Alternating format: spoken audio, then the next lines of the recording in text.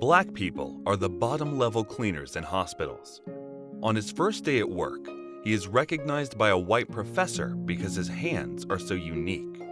The professor hands the forceps to the black man and tells him to try it. The black man picks up the pliers and easily clamps up the test tube. His left hand is equally nimble. He can even operate both hands at the same time and puts the cork back into the regnant bottle steadily. The professor is stunned because the two-hand simultaneous operation technique would take him more than 10 years to achieve. However, the cleaner in front of him can do it easily. There is no doubt that he is simply the most gifted of the gifted. It is this humble cleaner who, together with the professor, overcome a major medical problem in the future. The black man goes by the name Vivian. He is a carpenter and is very good at craftsmanship at a young age. By chance, he comes to the professor's laboratory and becomes a cleaner. Vivian is solid and hardworking, and the professor offered a high salary. No doubt that Vivian chooses to work for the professor. There are many medical books in the professor's lab. One day, Vivian is cleaning the laboratory. He unconsciously takes out 2 books and sits on the side to read, which catches the professor's eyes. Only then does the professor know that Vivian is going to go to university next year. He works so hard to save enough money for college to study medicine. He always wanted to be a doctor since he was a kid. It is an unusual ambition for a carpenter. The professor emerges some appreciation for Vivian. The professor looks at Vivian's hand and hands him a pair of surgical forceps. Vivian grasps a pair of surgical forceps in each hand and then firmly puts the test tube and piston back into their positions. For a young man to have such flexible but stable hands can only be described as a gift from God. Perhaps Vivian was born to study medicine. So the professor hands a white coat to Vivian. Finally, Vivian becomes the professor's new assistant. He is willing to learn and talented. He can understand so well about the professor's words. Yet, just when Vivian thinks he has finally seen the light of hope, a nightmarish news comes out. The bank has failed, and all the money Vivian has saved for college is kept in it. But now, he can't get a single point, and everything has to start all over again, and Vivian's dream of going to college is almost shattered. Misfortune does not dampen his confidence in learning. As usual, he comes to the laboratory early and prepares everything for the professor in advance. The professor admires Vivian and always takes the initiative to teach him a lot. The professor even encourages Vivian to do experiment himself. With the help of Vivian, the professor's experiment soon makes a breakthrough. But just when the two are about to record the result, the professor finds that Vivian has forgotten to bring the instrument for recording the experimental process, which means that all their efforts all day are in vain. This incident made the professor so angry that he even yelled at Vivian. Vivian feels aggrieved, takes off his white coat, turns around, and walks out of the laboratory. Only then does the professor see that Vivian has already recorded the experimental process in his notebook. Realizing this mistake, the professor hurried to Vivian to apologize, which redeems his good partner. Time comes to 1943. The professor's experiment successfully saves the lives of thousands of soldiers on the battlefield of World War II. It doesn't take long for the professor to grow huge fame due to the experiment. He becomes the chief surgical director of the Hopkins. Vivian also follows the professor to a new city. However, in the big city, a black man is destined to feel like a square peg in a round hole. On his first day at work, Vivian is ordered by the security guard to enter through the rear entrance because of his skin color, even if he is the professor's assistant. When Vivian is walking in the hospital wearing a white coat, the people around him gives him strange looks. When Vivian carefully asks the doctor where to find someone to help clean up the lab, the doctor directly regards Vivian as a handyman. The gap between races is a gap that Vivian cannot bridge. Even if his medical level and operational ability far exceed many other senior doctors in the hospital, it does not prevent others from discriminating against him. One day, a doctor named Talsig brings Vivian to the children's ward. She once posed a new problem to the professor at the celebration dinner: tetralogy of Fallot, or congenital heart malformation, at a celebration dinner. Congenital heart deformities can cause children to have difficulty in breathing and end up with a bluish-purple face, so that the children are also known as blue babies. The youngest child in the ward is only a few months old. The older children can only sit there holding their knees so that they can breathe a little bit more smoothly. Looking at the children suffering from illness, the professor decides to overcome this problem. And this experiment, if successful, will save the lives of countless children and the families behind them. However, this research is not so easy to implement. Even if they are able to find a solution to the heart malformation, the operation will be very difficult. At that time, no one dared to do a heart surgery. But the professor makes up his mind, so he and Vivian begin to work on the blue baby. But the professor is stumped by the first step of the experiment.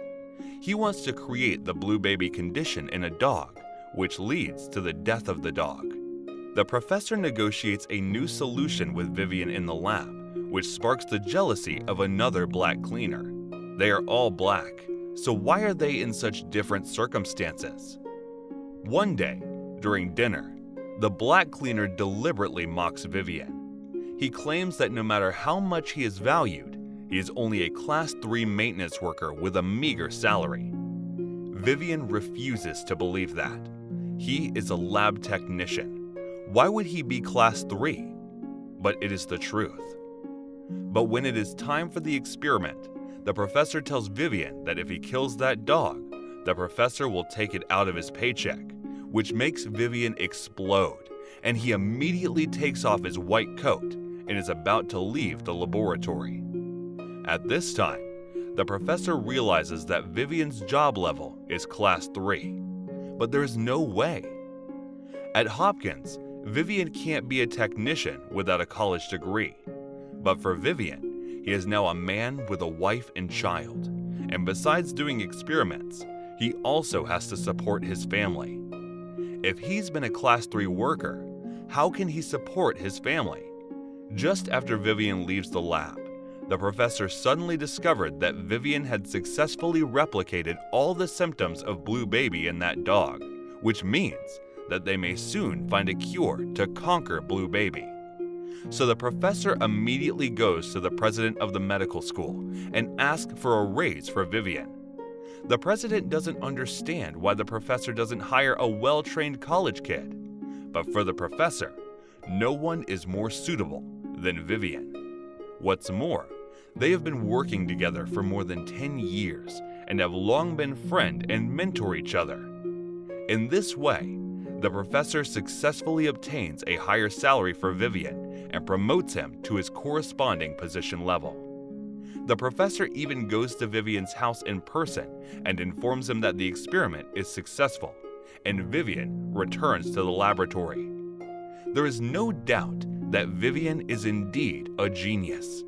With his new suggestion to the professor, the pair succeeds in finding a solution to the malformed heart. The professor begins to implement the idea on the dog, with Vivian assisting. During the operation, Vivian also demonstrates to the professor the new suturing technique he develops for blue baby, and this method has won the approval of the professor, who thinks it is the masterpiece of God. In the children ward, the professor is mostly concerned about the Saxon baby girl, so he finds the Saxons, and they come up with the latest solution. It's risky, but it's worth a try.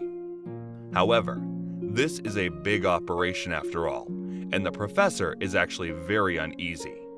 Children with heart deformities have difficulty in breathing. In order to do the surgery, they have to stop the working of one of the lung lobes first, which is dangerous, especially for a baby. Whether the various organs of her body can withstand the consumption of the operation, and whether those surgical tools will cut through her organs, these are all questions that the professor has to face.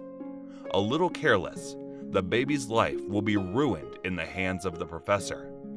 On the other hand, the Saxons are also struggling. Facing with an operation with an unknown outcome, they dare not risk their child's life, so they find the priest.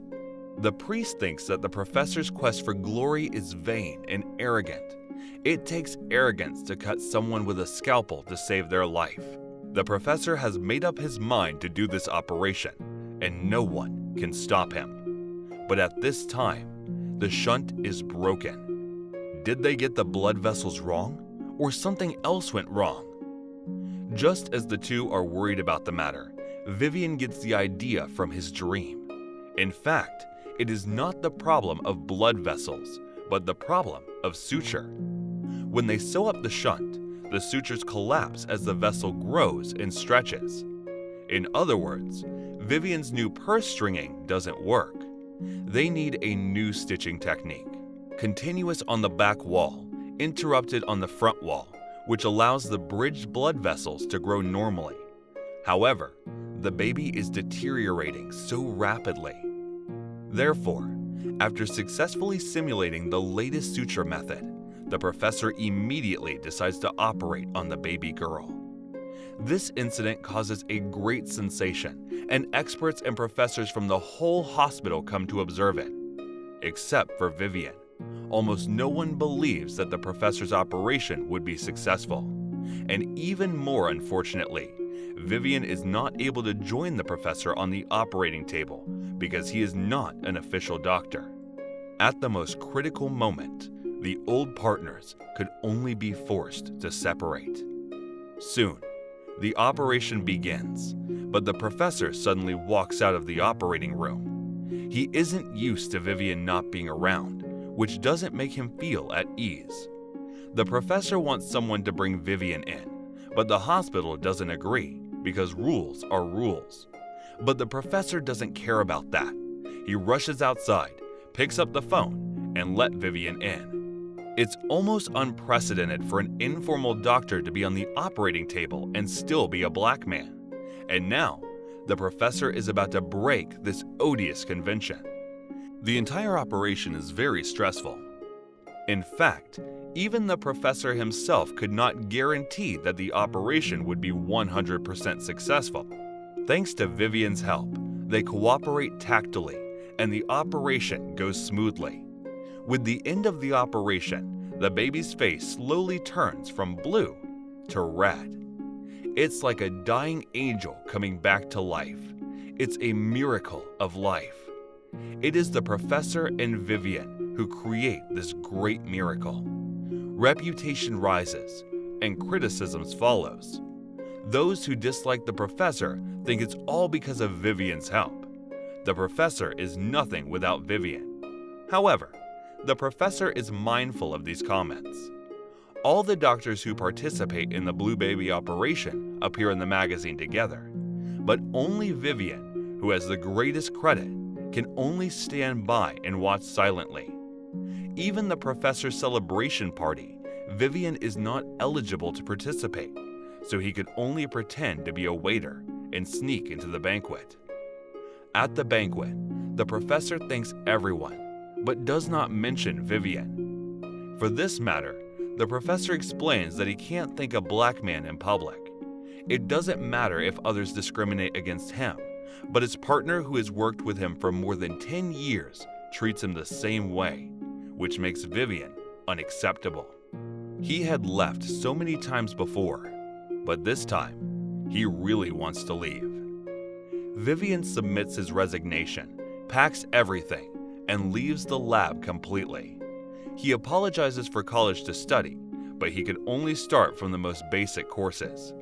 Vivian does not have enough time, so he has to give up the study and continue to make a living. Although he was gone, his heart was always in that lab.